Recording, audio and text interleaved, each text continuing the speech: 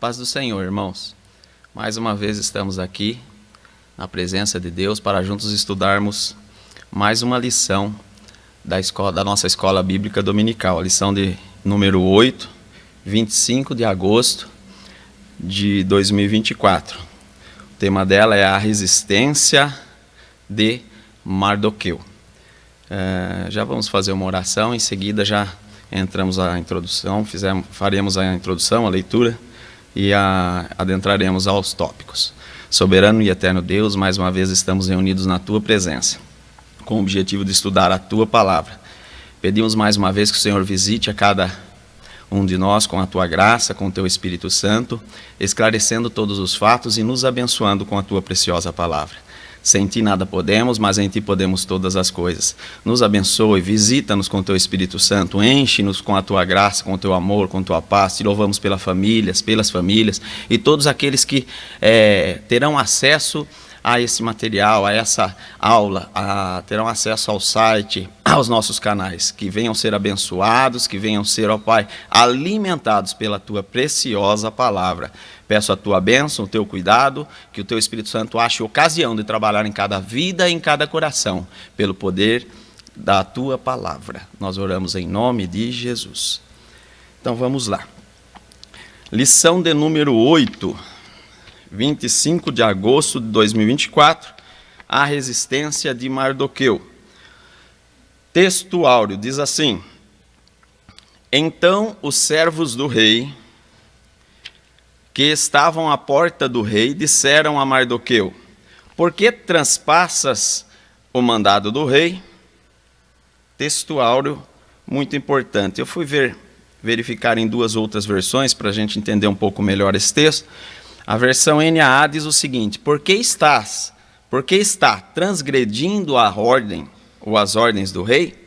A King James atualizada diz: Por que motivo desobedeces à ordem do rei? Né? Então, essa é o nosso texto áureo e nós vamos entender isso no decorrer da lição. Verdade prática. Como cristãos, somos sujeitos a conflitos ético-morais e devemos decidir sempre de acordo com a vontade e orientação da palavra de Deus. Também anotei aqui para a gente entender um pouquinho antes de entrarmos na lição. Ética vem do grego ethos, que quer dizer modo de ser, e do latim mos, ou no plural mores, que significa costumes. Ético-moral, portanto, é o conjunto de princípios e valores que usamos para decidir a nossa conduta social. São os valores que recebemos de Deus, a sua palavra, dos nossos familiares, dos nossos pais, né? Formando o nosso caráter, e assim aplicamos no nosso cotidiano, no nosso dia a dia, diz respeito ao nosso comportamento, à nossa conduta. E como cristãos nós encontramos muitos valores que estão sendo expressos na sociedade, que muitas vezes confronta, ou quase sempre confronta, com a palavra de Deus e com o que nós recebemos de instrução como cristãos. Então, o que devemos fazer? O que devemos fazer nessa situação? Devemos decidir sempre de acordo com a vontade de Deus. A vontade de Deus tem que ser prioridade, a vontade de Deus tem que chegar primeiro, né? E também a orientação de Deus para as nossas vidas. Eu anotei aqui para entendermos um pouquinho mais sobre o que é, então, fazer a vontade de Deus, o que é, como compreender isso. Está lá no texto de Romanos, capítulo 12, versículo 12. A vontade de Deus. E não sede conformados com esse mundo, mas sede transformados pela renovação do vosso entendimento, para que experimenteis qual seja a boa, agradável e perfeita vontade de Deus. Então, o primeiro ponto para a gente confrontar, para a gente mostrar o nosso caráter, os nossos valores, demonstrar os nossos valores, é não se conformar com os valores que o mundo ensina, que muitas vezes contradizem os nossos valores, né? E também renovar o nosso entendimento. Como consigo confrontar se eu não busco a palavra, se eu não busco na palavra entendimento, se eu não busco em Deus a solução ou a resolução de muitos problemas, né? para que eu experimento, né? Para experimentar então a boa vontade, agradável e perfeita vontade de Deus, eu preciso não se conformar com o mundo e também renovar o meu entendimento. A minha mente deve estar em Deus. Como a minha mente estará em Deus? Estudando a sua palavra, ouvindo a sua palavra e aplicando a sua palavra a cada dia. Isaías capítulo 26, versículo 3 diz o seguinte: tu conservarás em paz aquele cuja mente está firme em ti, porque ele confia em ti. E o versículo 4 diz o seguinte: confiai no Senhor perpetuamente. Então, como eu venço as dificuldades, né, os conflitos do dia a dia, né, comportamentais, como eu enfrento e demonstro os meus valores? Tendo Deus, fazendo a vontade de Deus, tendo Deus na minha mente todo dia. Como eu renovo a minha mente? Buscando em Deus na sua palavra, né? Então, sendo orientado por Deus.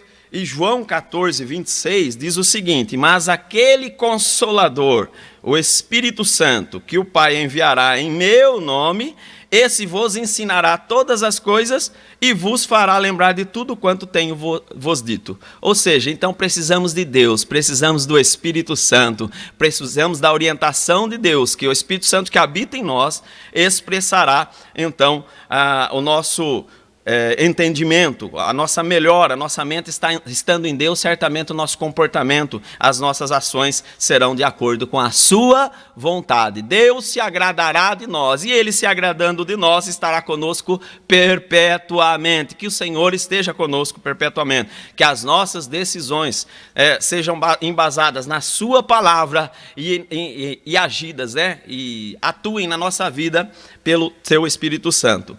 Jesus deixou e age em nossa vida pelo Espírito Santo. Jesus deixou o exemplo. João, capítulo 8, versículo 29. E aquele que me enviou está comigo. O Pai não me tem deixado só, porque eu faço tudo que lhe agrada. Então eu recebo a orientação do Espírito Santo, renovo a minha mente, não se conformo com o mundo, o Pai se agrada de mim, então a sua vontade está atendida, o seu cuidado sobre a minha vida será sobremaneira excelente, né? Que Deus nos guarde, que Deus nos oriente, que o Espírito Santo ache ocasião de atuar nas nossas vidas e tocar nosso interior, visitando a cada dia, porque necessitamos. Sem Ele, sem Jesus e sem a ação do Espírito Santo, não conseguimos fazer nada. Vamos então para a leitura bíblica em classe. Está lá em Esther, capítulo 2, verso 21 ao 23, e também capítulo 3, do verso 1 ao 6. Esther, capítulo 2, 21, então, e depois seguimos na sequência aqui. Naqueles dias, assentando-se Mardoqueu à porta do rei, 2 eunucos do rei, dos guardas da porta, Bigtã e Teres, grandemente se indignaram e procuraram pôr as mãos sobre o rei Assuero. E veio isso ao conhecimento de Mardoqueu, e ele o fez saber à rainha Esther. E Esther disse ao rei, em nome de Mardoqueu, versículo 23, inquiriu-se o negócio e se descobriu, e ambos foram enforcados numa forca. Isso foi escrito no livro das crônicas perante o rei. Agora capítulo 3, do verso 1 em seguida. Depois dessas coisas, o rei Assuero engrandeceu Amã, filho de Amedata, Agadita, e o exaltou, e opôs o seu lugar acima de todos os príncipes que estavam com ele. Verso 2, e todos os servos do rei, que estavam à porta do rei, se inclinavam e se prostravam perante Amã, porque assim tinha ordenado o rei acerca dele. Porém Mardoqueu não se inclinava, nem se prostrava. Verso 4, então os servos do rei que estavam à porta do rei disseram a Mardoqueu, por que transpassas o mandado do rei? Versos 4, sucedeu, pois, que dizendo-lhes eles isso de dia em dia, todo dia eles diziam isso a Mardoqueu, e não lhes dando ele ouvidos, o fizeram saber a Amã, para verem se as palavras de Mardoqueu se sustentariam, porque ele lhes tinha declarado que era judeu. Verso 5, vendo, pois, Amã, que Mardoqueu não se inclinava, nem se prostrava diante dele, Amã se encheu de furor. E o verso 6, porém, em seus olhos teve um pouco teve em pouco o pôr as mãos sobre Mardoqueu, porque lhe haviam declarado o povo de Mardoqueu, povo judeu. Amã, pois, procurou destruir todos os judeus que haviam em todo o reino de Assuero ao povo de Mardoqueu. Amã, pois, procurou destruir todos os judeus que havia em todo o reino de Assuero, que seria o povo de Mardoqueu. 3 objetivos na nossa lição de hoje. O primeiro, tratar a respeito da descoberta de Mardoqueu acerca de uma conspiração contra o rei. Segundo, abordar a exaltação de Amã pelo rei. E terceiro, que está relacionado bem ao tema da nossa lição, relacionar a resistência de Mardoqueu com o ódio de Amã. Vamos lá então. A nossa lição, ela tem uma palavra-chave, assim como as outras lições. A lição passada, a palavra-chave era obediência, com relação com como é necessário obedecer.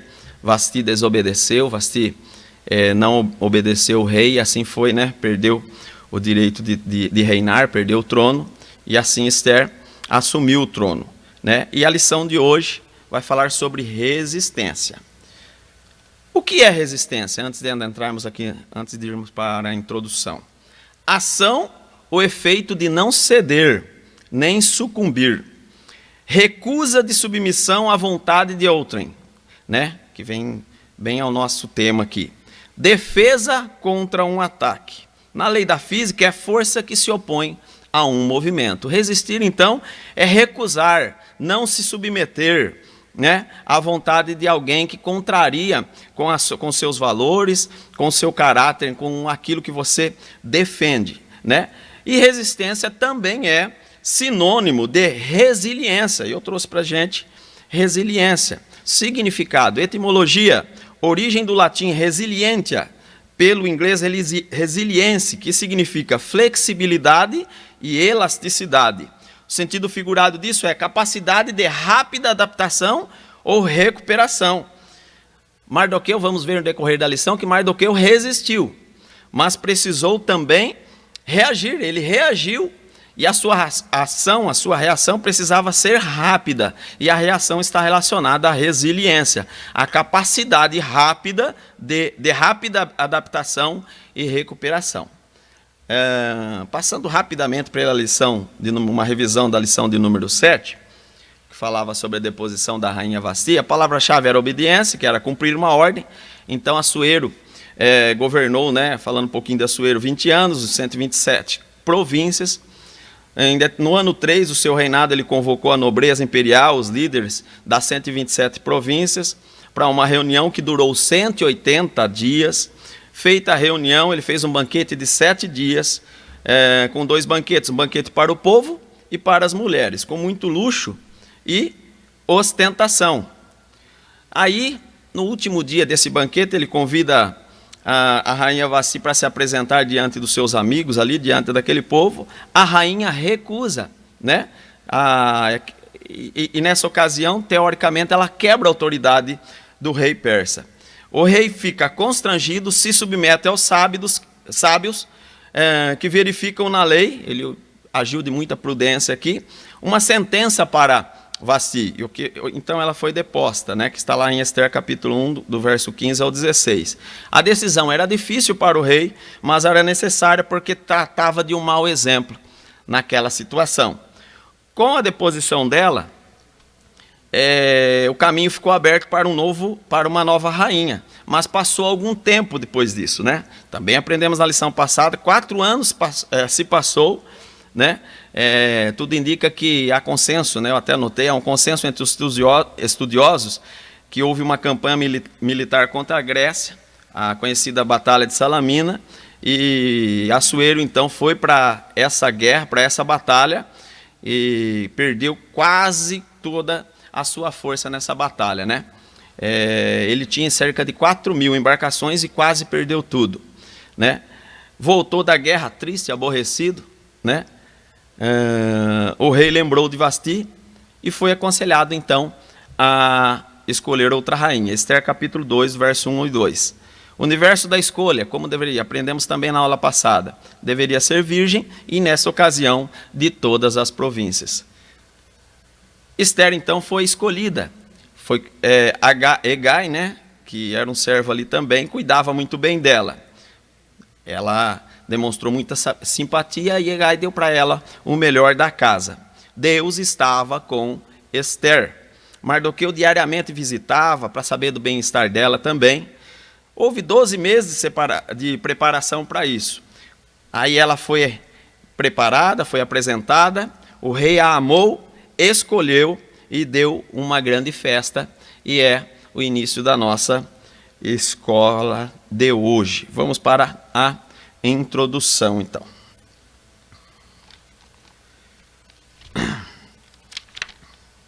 Introdução. A ascensão de Esther ao trono foi celebrada com grande festa. Assuero decretou feriado e se mostrou muito generoso. Distribuiu presentes aos seus súditos. Mesmo na condição de rainha, Esther permaneceu obedecendo a Mardoqueu. Não revelou a ninguém que era judia. Havia muito que acontecer na corte ainda. Conspiração, invejas e tramas que nós vamos ver ao decorrer da lição. E a história continua. Não há nada, né? Não temos conhecimento, nenhuma informação de antipatia em relação aos persas, aos judeus. Mas Mardoqueu, naquele momento, pede para que Esther não se pronuncie, não fale qual nação que ela pertence. Seria por alimentação, como foi nos dias de Daniel, ou outras coisas inconsistentes com o judaísmo? Talvez, né? A grande verdade é que ela foi obediente e assim assumiu lá essa responsabilidade. Tópico 1 da nossa lição, então. Mardoqueu descobre uma conspiração contra o rei. Antes de lermos aqui, quem era Mardoqueu? Benjamita, filho de Jair, que era filho de Simei. Está lá em Esther, capítulo 2, versos 5 e 6.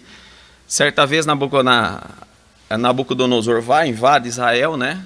Leva a família de Mardoqueu para a Babilônia. Mardoqueu nasce em Suzã, herda uma posição oficial entre os judeus cativos, mantendo ele perto do palácio. Referência da nossa Bíblia de Estudo Aplicação Pessoal, CPAD. Algumas características de Mardoqueu. Ele foi corajoso, nós vamos ver no decorrer da lição também, porque ele denunciou a conspiração. Foi sensível, né, teve sensibilidade, pois adotou a Esther por conta dos seus pais falecidos, né, terem morridos. E cuidou de Esther e depois também a inscreveu no concurso para rainha. E foi resistente, resiliente. Recusou-se se encurvar diante de Amã. Mardoqueu era aquele que fazia o que era certo, independente das opiniões alheias. Caráter ilibado. Vida cristã, nossa vida cristã, né, uma aplicação. Somos desafiados a este posicionamento todo dia. O que fazemos, nosso comportamento, nosso dia a dia, o que falamos, como agimos, tudo isso está sendo observado. Que possa, então, ser um caráter também, assim como de Mardoqueu, né, referenciado, né, a nossa identidade seja referenciada ao céu, ao nosso Deus. Vamos lá, então. Mardoqueu descobre uma conspiração contra o rei. Tópico 1, subtópico 1. Os bastidores do poder. Ambientes de poder costumam ser cercados de sentimentos facciosos. É da natureza humana caída alimentar discórdias, intrigas, ressentimentos, os quais, quando não dissipados, levam a terríveis tragédias. Nem o meio evangélico fica isento. Isso é de origem maligna e deve ser rejeitado pelo verdadeiro cristão. Nos dias de Assuero, 2 de seus guardas, Bigtã e Teres, ficaram muito indignados contra o rei e tramaram assassiná-lo. Mardoqueu trabalhava junto à porta do palácio e ficou sabendo do plano. Fiel ao rei, Mardoqueu contou a Esther para que o avisasse, o que ela fez em nome de Mardoqueu. O fato de ter sido promovida a uma posição elevada não envaideceu Esther. Ela não se envergonhou do primo, nem rejeitou. Ela não se envaideceu, não envaideceu Esther. Ela não envergonhou-se do primo, nem aproveitou a informação para projetar ainda mais o seu nome, o seu próprio nome. além de permanecer obedecendo a Mardoqueu, transmitiu ao rei a informação, dando-lhe o devido crédito. Nesse tópico, nesse primeiro aqui, subtópico, então, temos alguns pontos para observarmos. O primeiro é sentimento faccioso. Segundo, a natureza humana caída. O terceiro, o meio evangélico não está isento. Depois nós vemos também que os dois ali que tramaram, houve uma trama, uma conspiração ali para assassinar o rei Assuero. Mardoqueu, junto à porta do palácio, ficou sabendo, e o que ele faz, sendo fiel ao rei, leva a informação a Esther. Esther também nos dá uma linda lição. O que é sentimento faccioso? Do grego eritheia, que é um vocábulo feminino relacionado ao egoísmo. Então, o sentimento faccioso está relacionado ao egoísmo. Rivalidade egoísta, ambição egoísta. Só eu que sei, só eu que posso, a minha palavra é a palavra final. Mais ou menos isso, ou isso. Adjetivo, também.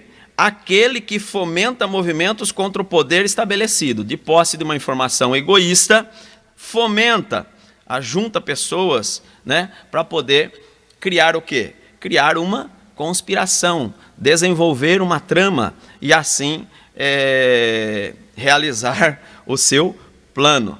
É a essência partidária, cria partidos, né? Cria partidos, ajunta pessoas para poder defender o seu mesmo pensamento e assim contradizer ou discordar daquilo que está sendo proposto. É de natureza humana e caída, né? Conspiração e trama.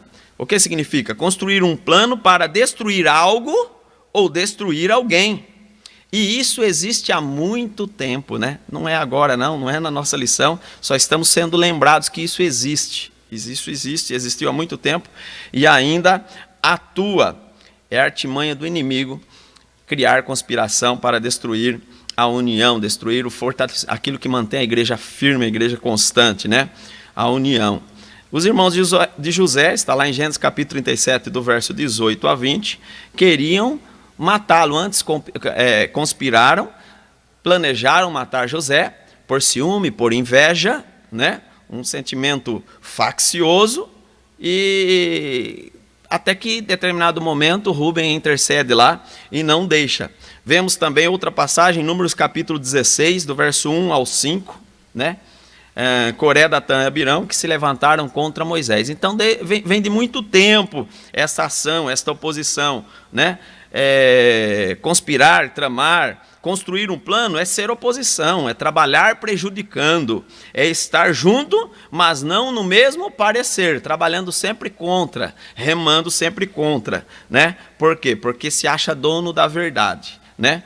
Davi orava, temos alguns versículos aqui, Davi orava contra isso, né? Enfrentou muita oposição enquanto reinou em seus momentos, né, de dificuldade. E o Salmo 27, do verso 1 ao 5, diz o seguinte: o Senhor é minha luz, a minha salvação, a quem temerei? O Senhor é a minha força, a minha vida, de quem me recearei? Ainda que um exército me cercasse, o meu coração não temeria. Ainda que a guerra se levantasse contra mim, nisto confiaria, porque no dia da adversidade me esconderá no seu pavilhão, no oculto do teu tabernáculo, do seu tabernáculo me esconderá, por-me-á sobre uma rocha. Então, existiam guerras, Davi pelejou, guerreou muito, mas ele confiava no Senhor as suas batalhas. Outros salmistas também disseram, né? Salmo 119, verso 161 ao 165, né? Um verso que selecionei esses versos para a gente entender um pouquinho dessa perseguição, né? Príncipes me perseguiram sem causa, mas o meu coração temeu a tua palavra, a palavra de Deus. Folgo com a tua palavra, como aquele que acha um grande despojo. Abomino e odeio a mentira, mas amo a tua lei. 7 vezes no dia te louvo, pelos juízos da tua justiça. Só Deus, só Deus. Nós entenderemos na lição de hoje que só por Deus que venceremos e entenderemos, compreenderemos, porque Ele é justo, Ele é fiel. no verso 165, muita paz tem os que amam a tua lei, e para eles não há tropeço. Não pode existir dúvida. Por quê? Porque o Deus peleja por nós. Ele não dorme, ele não tosqueneja, ele está na nossa frente. Ele é o Emanuel, o Deus conosco, né? Além do sentimento faccioso, também existe a inveja.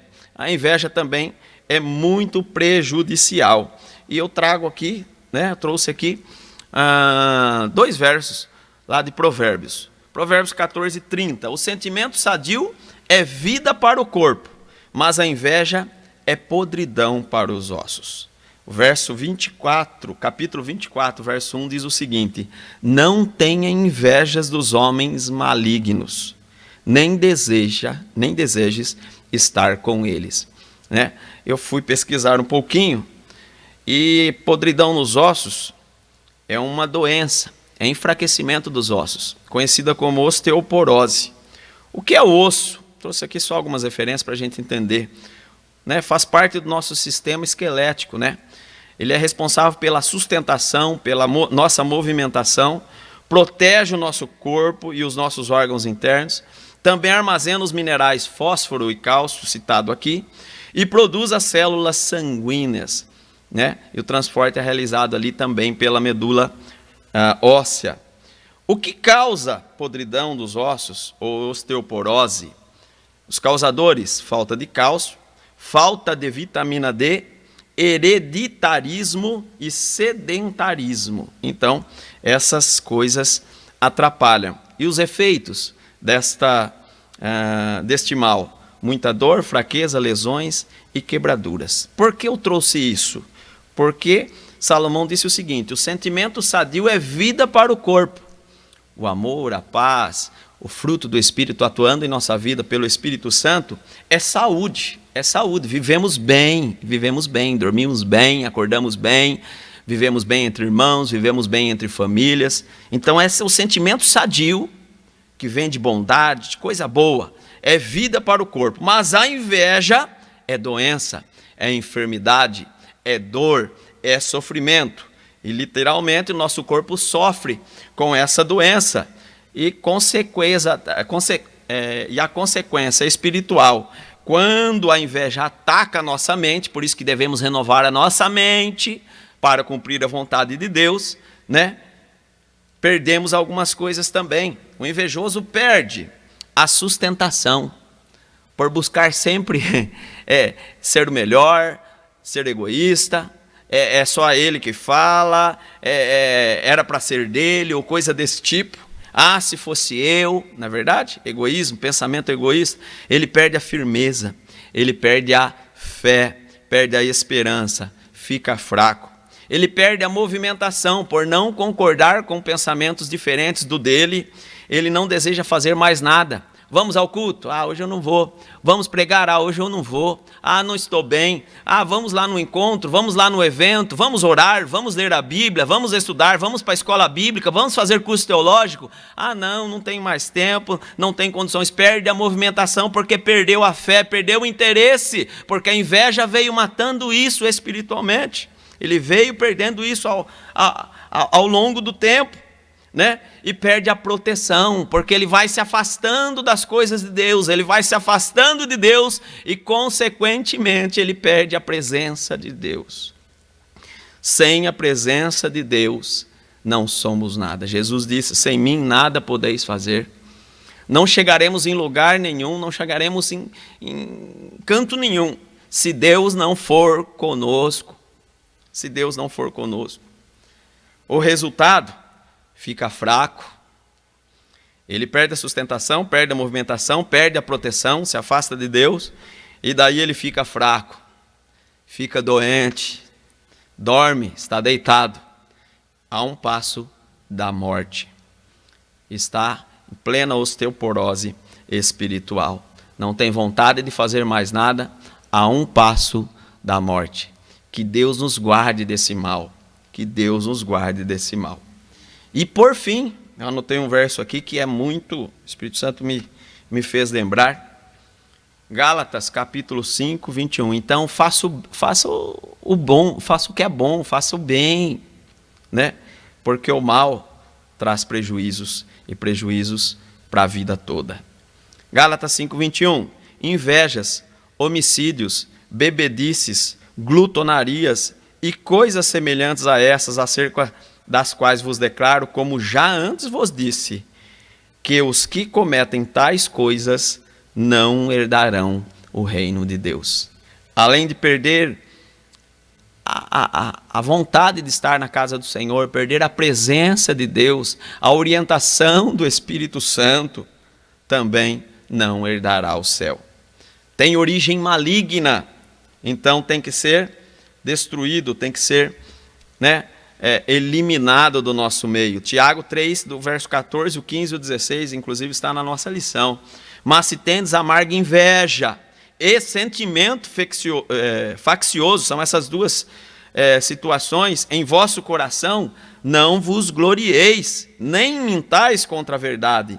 Essa sabedoria não é sabedoria que vem do alto, ela é terrena, animal e diabólica. 16. Porque onde há inveja e espírito faccioso, há perturbação e toda obra perversa. É o inimigo que proporciona isso, que Deus nos guarde, para que possamos sempre fazer o bem e o Espírito Santo nos orientar para isso. Existe um remédio para isso, né? Não estamos isentos? Não estamos, mas existe um remédio para isso. Está em Tito. Porque também, Tito capítulo 3, verso 2 ao 5, eu citei dois versos aqui apenas. Porque também nós éramos noutro tempo insensatos, desobedientes, extraviados, servindo a várias concupiscências e deleites, vivendo na malícia e na inveja, odiosos e odiando-nos uns aos outros. Mas um dia encontramos o Jesus, encontramos e recebemos o Espírito Santo, e pelo Espírito Santo, não é nossa obra, não é pelo nosso mérito, mas pela ação do Espírito Santo na nossa vida, nós podemos vencer. O verso 5 diz o seguinte: não pelas obras de justiça que houvéssemos feito, mas segundo a sua misericórdia nos salvou pela lavagem da regeneração e da renovação do Espírito Santo. Isso é renovar a mente em Deus, ler a palavra, estudar a palavra, receber a palavra, aplicar a palavra e viver a cada dia em Deus. Assim venceremos, assim estaremos aptos para poder demonstrar a nossa identidade. E por último aqui, falando desse tópico, uma lição de humildade. Esther não se envaideceu quando recebeu a informação, Não invejou, não ignorou, era rainha, mas não se envaideceu. Também não se envergonhou, não se autopromoveu, demonstrando orgulho e a soberba, Antes atribuiu a Mardoqueu o crédito. E isso é bíblico. A Bíblia diz o seguinte, que Deus resiste o soberbo, mas dá graça ao humilde, Consideremos, fala para considerar uns aos outros, para estimular o amor e as boas obras. 7,12 diz assim de Mateus: portanto, tudo o que vós quereis que os homens vos façam, fazei-lhes também vós, porque esta é a lei e os profetas. Então, que Deus nos guarde, que Deus nos ajude a fazer a diferença, A fazer a diferença. E que de forma alguma, o sentimento faccioso, a inveja, seja parte do nosso cotidiano, do nosso comportamento, e que sim, a humildade pare em nossos dias, em nossas vidas, trazendo aí um resultado satisfatório para a nossa casa, a nossa família e os nossos irmãos. Subtópico 2, a investigação. A atitude de Esther se revelou não apenas eticamente correta, mas também revestida de prudência. Embora possivelmente ela não imaginasse, houve uma investigação prévia para apurar a informação, descobrindo que, de fato, havia um plano homicida em andamento. Bigtã e Teres foram enforcados. Mardoqueu certamente buscou certificar-se da conversa que ouviu, antes de transmiti-la a Esther. O rei, mesmo ouvindo a rainha, teve o cuidado de apurar a informação. É uma questão de justiça. Neste ponto, Assuero agiu como um líder sensato e não exerceu o poder de forma precipitada, mesmo sendo confiáveis as fontes, como no caso de Mardoqueu e Esther. É conveniente que se busque comprovar toda acusação para não cometer injustiça. Assim, com base apenas no ouvir dizer, estimula fofocas e torna o líder suscetível a manipulações. Na lição anterior, nós vimos que para depor a rainha Vasti, o rei Assuero já procurou na lei, né? Como fazer isso, né? E aqui vemos mais uma atitude prudente dele, mais uma atitude prudente. Também vemos uma atitude ética e correta de Esther levar a informação para o rei. Certamente Mardoqueu sabia que se não provasse, né, a verdade ali, poderia ser punido. Então ele procurou provas antes, né? O rei também apurou as provas que Mardoqueu e Esther apresentaram, né? Após comprovar, né, foi feita ali então uma pesquisa, uma análise, foi investigado, né? E chegou então na conclusão que os homens realmente haviam errado, então foram enforcados. Um verso escolhi aqui. O que fazer então para evitar fofoca? Nesse tópico, agir com base apenas no ouvir dizer estimula fofocas e torna o ligue suscetível. Para evitar este mal, Salomão, em Eclesiastes capítulo 7, versículo 25, a parte A, disse o seguinte: eu apliquei o meu coração para saber e inquirir, e buscar a sabedoria e a razão das coisas, né? E a razão das coisas. Para não correr o risco de agir incorretamente ou não agir com justiça, tem que ser investigado. Por isso o tópico, né? A investigação. Existe, portanto, esta necessidade. E para que faça isso da maneira correta, anotei alguns tópicos aqui, algumas informações importantes. Primeiro, evitando fofocas. Se a fofoca é um problema, temos que evitar ela. Para evitar ela, precisamos fazer o que Salomão disse ali: busquei aplicar meu coração para saber, inquirir, buscar a sabedoria e a razão das coisas. Primeiro eu tenho que então ouvir. Tiago 1,19 diz o seguinte: portanto, meus amados irmãos, todo homem seja pronto para ouvir e tardio para falar, tardio para se irar também. Jó 34, versículo 13 diz o seguinte: porque o ouvido prova as palavras como o paladar experimenta a comida. Então o ouvido primeiro precisa ouvir, analisar, entender, investigar, pesquisar, para não cometer uma injustiça. Mas somente ouvir? Não, precisamos saber ouvir os dois lados, né? Muitas vezes ouvimos um e não ouvimos o outro lado, e isso gera fofoca, e essa fofoca vai gerar intriga, vai gerar conspiração, insatisfação e problema, né? O Espírito Santo me levou a um texto aqui, me fez lembrar desse texto. Primeiro livro dos Reis, capítulo 3, do verso 16 ao 28. Vou ler o primeiro verso, todos já conhecem a história, mas só para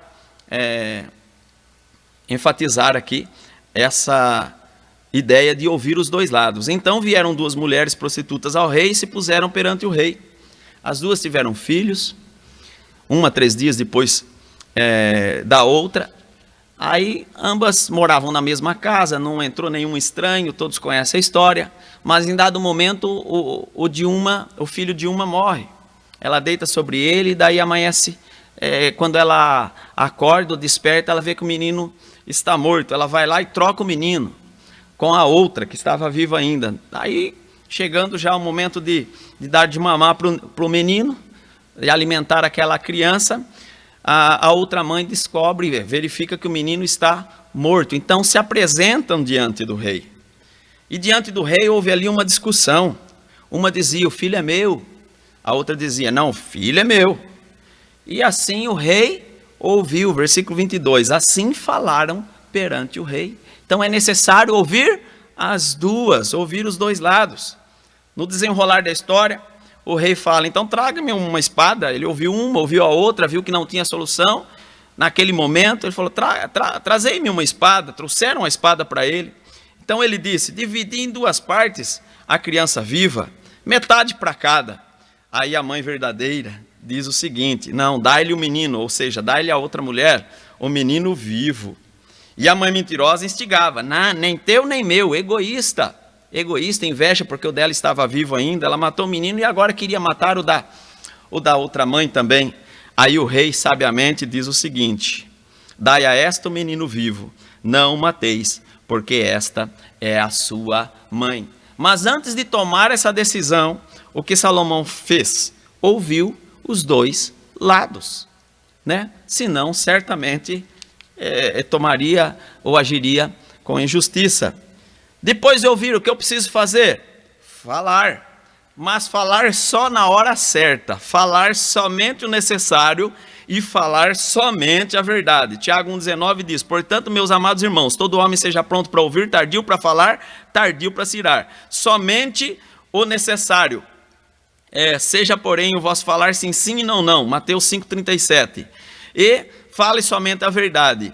Salmo 101, verso 7. O que usa de engano não ficará dentro da minha casa. O que fala mentiras não estará firme perante os meus olhos. E por que eu devo fazer isso? Porque Deus abomina o falso testemunho, a mentira, e aplicará o juízo no seu devido tempo. Êxodo capítulo 23, 7 diz: de palavras de falsidade te afastarás, e não matarás o inocente e o justo, porque não justificarei o ímpio. Provérbios 17, 15 diz o seguinte: o que justifica o ímpio e o que condena o justo, tanto um como o outro são abomináveis ao Senhor, e certamente Deus julgará. E o juízo de Deus, horrendo, como diz a Bíblia, horrenda coisa é cair na mão do Deus vivo, né? Ele cuidará. Para ele tem que ser sim, sim e não, não. Terceiro subtópico, o registro dos fatos. Desde a antiguidade era costume registrar os fatos ocorridos no cotidiano das cortes. As crônicas do rei ficavam arquivadas para serem consultadas. Está lá em Esther capítulo 6, verso 1. O ato de fidelidade de Mardoqueu e a importância que teve para o rei e seu reino ficaram registrados com o seu registro humano. Devemos sempre fazer a vontade de Deus, sabendo que diante dele todas as nossas obras estão registradas, estão anotadas, estão escritas, né? Desde a antiguidade, o texto diz, né? Desde há muito tempo, né? Esta lei ou esta ideia, né, de registrar os fatos vem se fazendo presente da história dos povos, né? Heródoto, por exemplo, ele nos diz que historiógrafos estavam ligados à corte de Xerxes e acompanhavam de lugar em lugar para poder registrar os fatos. Está lá, temos referência em Esther capítulo 6, versículo 1, também Esther capítulo 10, verso 2, em Esdras capítulo 4, versículo 15. Então, todas essas coisas eram registradas, né? Todos os fatos eram registrados até para a memória dos futuros reis que viriam em seguida. Eu anotei aqui, vou passar bem rapidamente, para ter uma ideia de registro de fatos. 1800, né, no século XVIII, antes de Cristo, saiu, né, de ciência de quase todos, pelo menos, o Código de Hammurabi, que é o quê? São as primeiras leis, né? As primeiras leis, com certeza, embasadas em outras leis, mas publicadas, né, e que veio permeando o Império Babilônico por longa data. O que constava nessas leis, né? Eram leis, o Código de Hammurabi é composto de leis civis, criminais e comerciais, comparando com os 10 mandamentos, que foi um pouco depois, que é composto de leis religiosas e morais.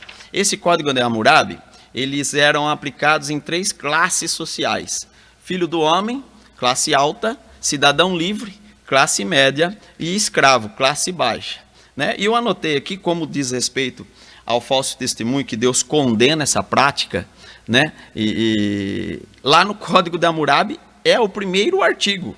Eu trouxe alguns artigos aqui, eu só vou ler esse para a gente ganhar um pouco de tempo. Alguns pontos, então.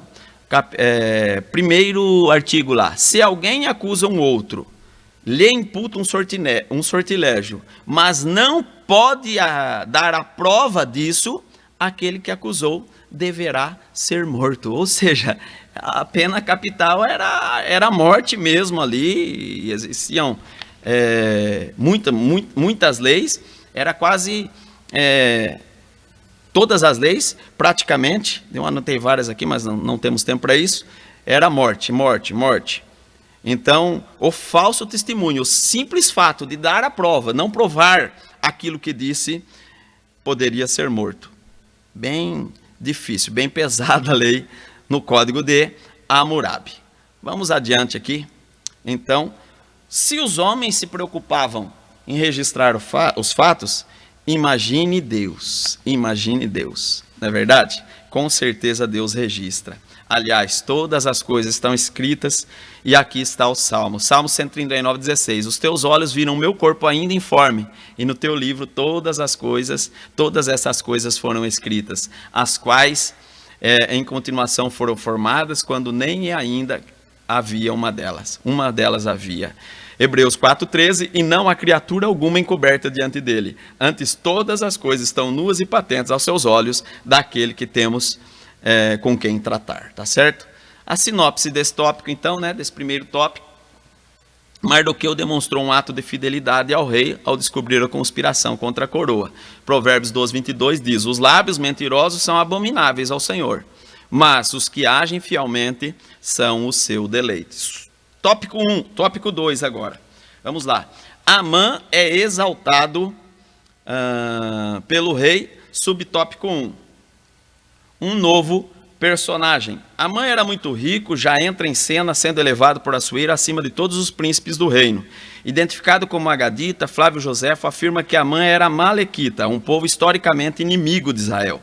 O termo agagita costuma ser associado a Agag, o rei amalequita, mencionado em 1 Samuel, capítulo 15, do verso 2, 8 e 33. Versões bíblicas como NVI e NTLH apresentam Amã diretamente como descendente de Agag. Então ele era muito rico, Assuero o posicionou acima de todos os príncipes do reino, Identificado como agagita, Flávio Joséfo afirma que Amã era amalequita, um povo historicamente inimigo de Israel. Então, essa é a origem dele. Segundo subtópico, um herói aparentemente esquecido, é onde queremos focar mais um pouco, O texto não nos informa o motivo da exaltação de Amã, só sabemos que ele foi exaltado acima de todos lá. Enquanto isso, nada mudou na vida de Mardoqueu. Apesar de seu ato histórico, tornou-se um herói aparentemente esquecido. É preciso ter sabedoria e prudência para viver momentos de aparente injustiça. Ser guiado pela própria vista pode nos levar a crises emocionais e espirituais, principalmente quando os fatos nos parecem desfavoráveis. Asaf quase se desviou olhando para a prosperidade do ímpio. O exemplo de Mardoqueu nos apresenta um cenário que poderia ter tido o mesmo desfecho. Observe o texto: um herói esquecido, ou aparentemente esquecido, É como o texto diz, não temos ali o motivo, só sabemos que Amã foi exaltado. Para isso nada mudou e Mardoqueu não se preocupou. Foi ele que levou a informação, foi ele que apresentou o fato. Esther levou o nome dele diante do rei e em dado momento o rei não o exalta Amã. E nem por isso ele ficou lá triste, aborrecido, se afastou, continuou firme, constante, abundante. Continuou fazendo aquilo que ele fazia, Ele teve sabedoria, teve prudência para enfrentar isso. Era uma injustiça? Sim. Quem, na verdade, descobriu e levou adiante, protegeu o rei, foi ele, Mas Amã que foi exaltado. Todavia, ele aguardou, ele esperou o momento certo e teve que esperar. Graças ao bom Deus, o registro foi feito. Então, passado algum tempo, esse registro seria tomado de volta, seria lido e daí o nome dele seria encontrado. O que ele fez? Esperou em Deus. Embora Esther, assim como Ruth e Esther, também não leva o nome de Deus, nós vemos uma fé inabalável aqui, vemos uma humildade inabalável na vida dele, Assim deve ser o nosso foco. Hebreus 12:2 diz o seguinte: olhando para Jesus, autor e consumador da fé, o qual pelo gozo que lhe estava proposto, suportou a cruz, desprezando a afronta e assentou-se à destra do trono de Deus. O que nós devemos fazer? Como Jesus, olhar para Deus. Nós devemos olhar para Jesus, que é o autor e consumador da nossa fé. Lembrando que Deus não se esquece, todas as coisas estão registradas, né? Se os homens registram as coisas, registravam as coisas, imagine Deus. Asaf reclamou, né? Asaf, Salmos 73, verso 12, diz assim: os meus pés quase me desviaram. O verso 3 diz: eu tinha inveja dos nécios quando vi a prosperidade dos ímpios, né? Mas quando ele olhou para Deus, verso 17 diz o seguinte: até que entrei no santuário de Deus e entendi o final, o fim deles. Aleluia. Que Deus nos faça entender, e certamente nos fará entender se deixarmos o Espírito Santo que habita em nós nos orientar, nos guiar. Deus não se esquece, Deus não se esquece. Era um herói esquecido? Aparentemente, mas estava tudo registrado. Deus não se esquece. Isaías 49:15 diz assim: se porventura uma mãe esquecer de seu filho, contudo, eu não esquecerei de ti. Né? O que devemos fazer então para enfrentar essa frustração ou essa aparente frustração? Está no nosso subtópico 3. Vamos ler aqui. Evitando frustrações. Quando nutrimos altas expectativas, nos tornamos sujeitos a muitas frustrações. Mardoqueu era servo do rei, mas não tinha acesso direto ao palácio. Para alertar Assuero da conspiração, precisou que Ester levasse a informação. Mardoqueu não pertencia ao primeiro escalão real, mas permaneceu exercendo a mesma função de antes. Não se abalou emocionalmente. A Bíblia nos ensina a contentar com o que temos e não a viver ambicionando coisas altas. Considerar merecer mais do que tem gera constante insatisfação e não contribui em nada para o nosso progresso. O segredo está em dar ou esperar o tempo certo de todas as coisas, né? Se contentar com o que tem e esperar o tempo de todas as coisas. Deus é fiel e cumprirá todas as coisas em nossas vidas. Eclesiastes diz o seguinte, capítulo 3, verso 1 ao 8, tudo tem o seu tempo determinado. Então é só esperar com paciência o tempo determinado. Esse verso é muito lindo. Oséias capítulo 10, verso 12 diz o seguinte: semeai para vós em justiça, ceifai segundo a misericórdia, lavrai o campo da lavoura, porque é tempo de buscar o Senhor, até que venha e chova a justiça sobre vós. Ou seja, Deus, plante, semeie, busque ao Senhor, porque no tempo certo a justiça choverá sobre as nossas vidas e seremos mais do que vitoriosos, né? Então ele não olhou para a exaltação de Amã, ele olhou para o Deus dele, que é grande, que é tremendo, que é poderoso e que registra todas as coisas. A sinopse 2 diz o seguinte: enquanto Mardoqueu foi aparentemente esquecido, o rei honrou Amã, elevando ao posto mais alto da corte, né? Devemos entender o seguinte: assim como Mardoqueu Deus se lembrou, né? Nós vamos ver nas próximas lições de Mardoqueu, Deus também registra fatos sobre nós, cuida de nós em todo momento. Por isso que devemos lançar sobre ele a nossa ansiedade. Hebreus 6,10 registra o seguinte, diz o seguinte: porque Deus não é injusto para se esquecer da vossa obra e do trabalho do amor para que com o seu nome mostrasse, enquanto serviste aos santos e ainda servistes. Então Deus não é injusto, no tempo certo ele vai honrar. Continue sendo humilde, continue fazendo a vontade dele. O tempo é dele, as coisas também são. Tópico 3, a resistência de Mardoqueu e o ódio de Amã. Partindo aqui para o final então da nossa lição, né? Subtópico, reverenciado por todos. Assuero ordenou que todos os seus servos se curvassem e se prostrassem diante de Amã. Mardoqueu não se curvava nem se prostrava. Há distintas opiniões quanto aos motivos que levaram a agir assim. De acordo com a Bíblia de Estudo Pentecostal, Mardoqueu recusou-se se inclinar diante de Amã por ser leal a Deus, por lealdade a Deus.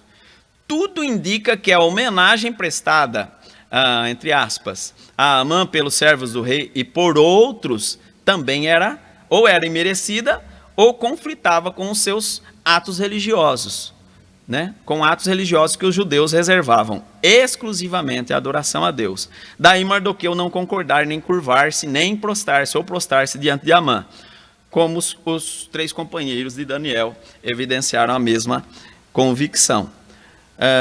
A ordem era para se dobrar. Assuero deu a ordem, se prostrar diante de Amã, mas Mardoqueu decidiu resistir, decidiu dizer não. Está lá em Esther capítulo 3, verso 10.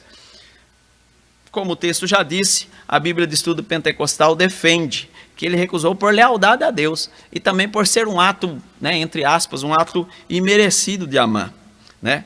Nós vemos e conhecemos a história dos jovens que não se prostraram diante da estátua também, e Deus assim os guardou. Então esse deve ser o nosso pensamento. Nós temos valores e devemos preservar os nossos valores. Devemos agir segundo a vontade de Deus e receber a sua orientação para agir corretamente. E nós vemos isso na vida de Mardoqueu, né? E a ideia também que passa é que o quê? Amã não queria, ficando sabendo que ela era judeu, por conta de intrigas antigas, né, que nós vamos ver no último subtópico aí, então ele quis destruir todo o povo judeu, e não somente a Amã. Amã era Agagita de Agag, rei dos Amalequitas, antigos inimigos de Israel. Era o segundo no comando e adorava o poder. E adorando o poder, certamente egoísta e obcecado por reverência, estava disposto a matar a todos que negassem a sua autoridade. Vamos ver o subtópico 2, então, a condição de Mardoqueu, a condição de judeu. O texto bíblico sugere que havia mesmo um motivo religioso para a conduta de Mardoqueu, depois de seus servos do rei lhe questionarem algumas vezes, porque não cumpria a ordem de Assuero. Sua única resposta era: sou judeu, sou judeu. A notícia chegou até Amã, que também ressaltou a origem judia.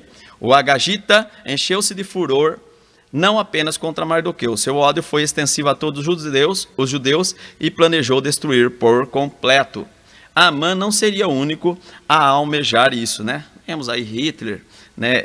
Antíoco Epifânio também, ao decorrer das histórias, apareceram para isso, né?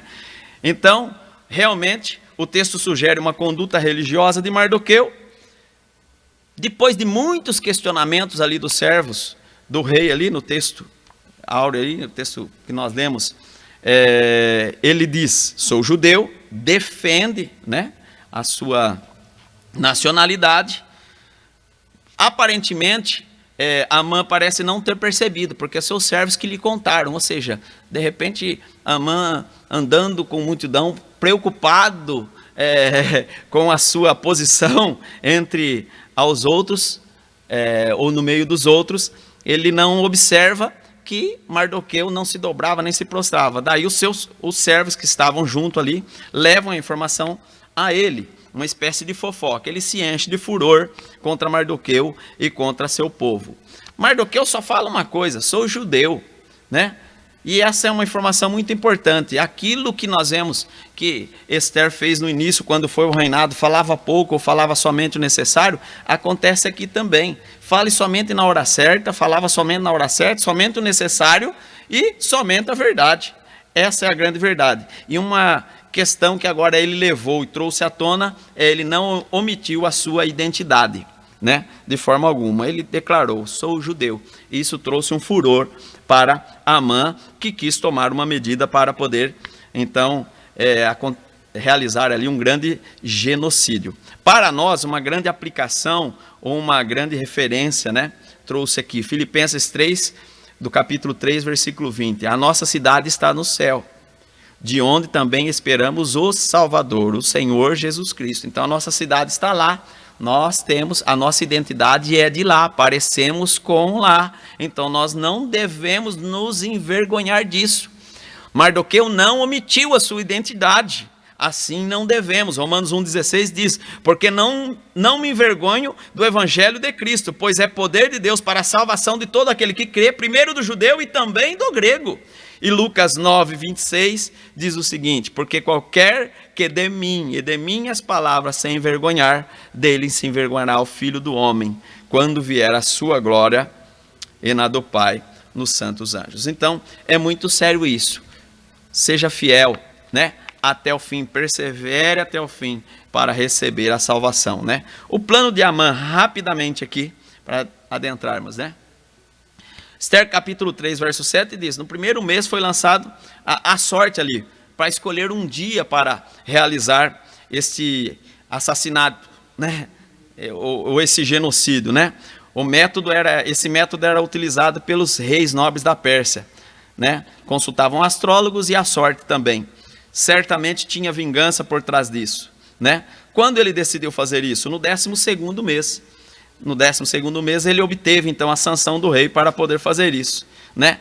E ele teve medo também, porque ofereceu parte do seu tesouro ao tesouro do rei para compensar a perda, porque muitos, de repente, servos dele morreriam e daí o rei seria prejudicado, né? Na nossa Bíblia, na versão NAA, né, Nova Almeida atualizada, diz que 340 toneladas de prata ele ofereceu ao rei para convencer o rei, tentar comprar o rei, e conseguiu a sanção, né? Realmente nas próximas lições nós veremos o assunto seguindo, mas ele conseguiu conquistar ao rei aí nessa decisão.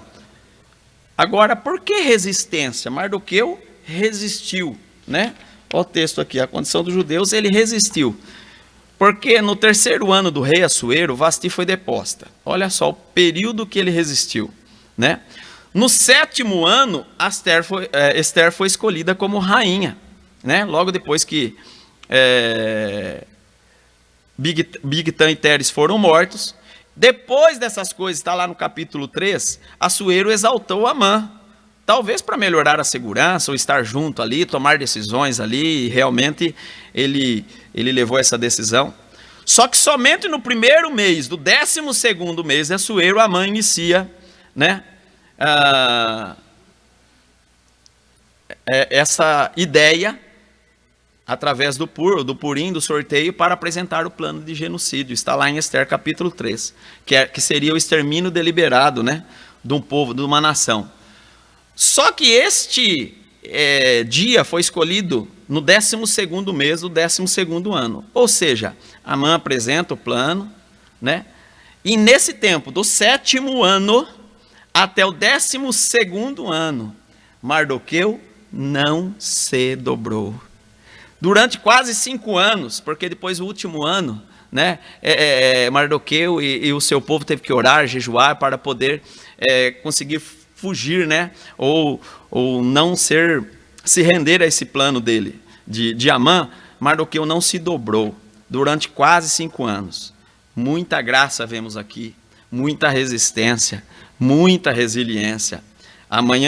Amã se apresentava, o povo se encurvava, Mardoqueu permanecia em pé, como se dissesse: a Deus toda a glória, a Deus toda a glória para sempre, né? Que Deus nos ajude, né? Que Deus nos ajude. Mas somente ao povo judeu a perseguição, e a nós, Pedro diz o seguinte: sede sóbrios, vigiai, porque o diabo, vosso adversário, anda em derredor, bramando como leão, buscando a quem possa tragar. Verso 9: a qual resisti firmes na fé, sabendo que as mesmas aflições se cumprem entre os vossos irmãos no mundo. Verso 10. E o Deus de toda a graça, que em Cristo Jesus vos chamou à eterna glória, depois de haverdes padecido um pouco, Ele mesmo vos aperfeiçoará, confirmará, fortificará e fortalecerá. Tiago 4,7 diz o seguinte: sujeitai-vos, pois, a Deus, resisti ao diabo e ele fugirá de vós, né?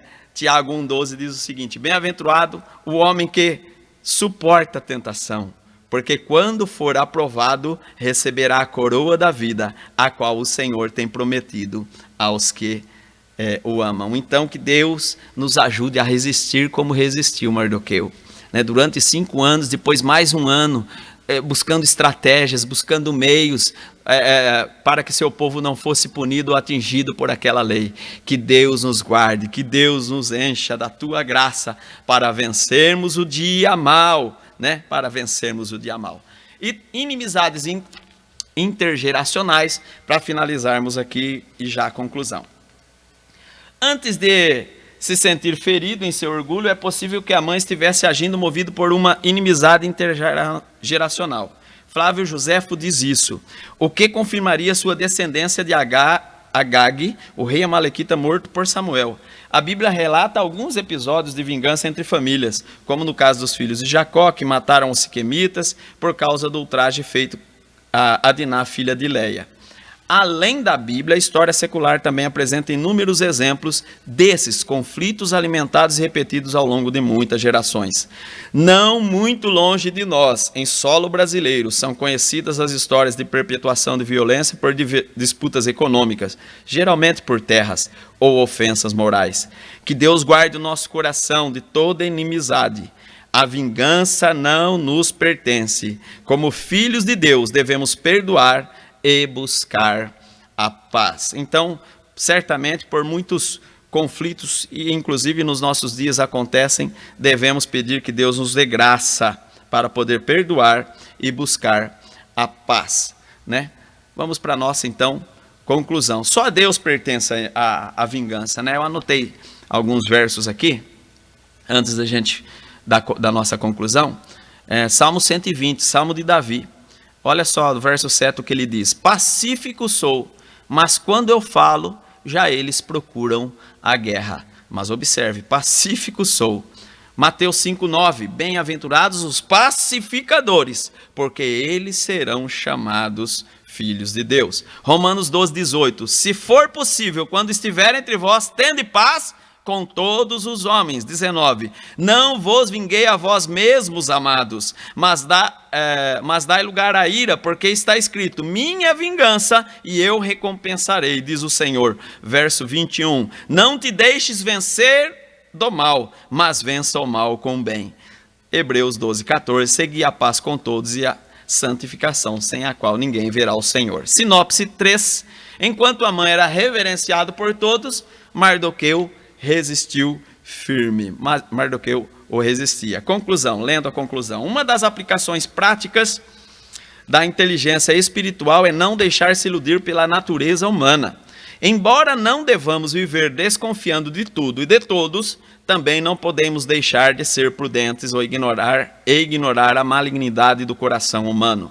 O maligno pode suscitar ódio contra nós de onde menos esperamos. Mardoqueu experimentou isso. Precisamos estar atentos e revestidos de toda a armadura de Deus, para possamos resistir o dia mal e vencer o mal. Nessa luta, nossa luta não é contra carne e sangue. Aí aqui as últimas referências da nossa lição, da nossa conclusão. O maligno, então, ele pode suscitar contra nós de onde menos esperamos, né? Por conta de o mal opera nele, né? O que a Bíblia recomenda, esteja atento e revestido, portanto, tomai sobre vós a armadura de Deus, para que possais resistir o dia mal, e havendo feito tudo, ficai firmes. Nossa luta é espiritual, Romanos 13,12. A noite é passada, o dia é chegado, rejeitemos, pois, as obras das trevas e vistamos as armas da luz. Sujeitai-vos, pois, a Deus, resisti ao diabo, e ele fugirá de vós. Essa deve ser a nossa atitude. Resistir, sempre resistir, sabendo que Deus não se esquece. Deus cuida de nós em todo tempo, em todo momento. Deus é bom para conosco. Sejamos ou vamos cumprir a nossa parte, sendo obedientes, fazendo a sua vontade, recebendo e aplicando a sua orientação, porque assim seremos mais do que vencedores. Resistiremos tudo e venceremos todas as coisas no nome dele. Que Deus continue abençoando os irmãos, que Deus continue ajudando e orientando para que possamos vencer todas as nossas batalhas em nome de Jesus. Aproveitando a ocasião, deixo aqui o convite, nosso culto da família, né? Às 18h30, em todas as nossas, na nossa sede, aqui na nossa sede, e também em todas as nossas congregações. Venha cultuar conosco, receber a boa porção da palavra de Deus e adorar a Ele, que é digno de toda honra, toda glória e todo louvor. Que Deus continue abençoando no nome de Jesus. Amém.